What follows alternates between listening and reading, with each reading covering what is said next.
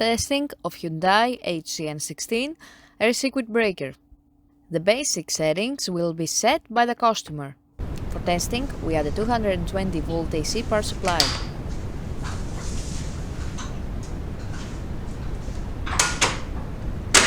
At first, we trip the breaker manually.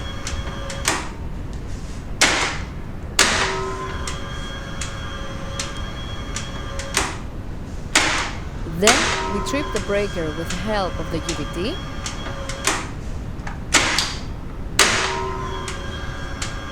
Next, we perform a short time delay test and the breaker trips almost instantly. And lastly, we perform a long time delay test and the breaker trips.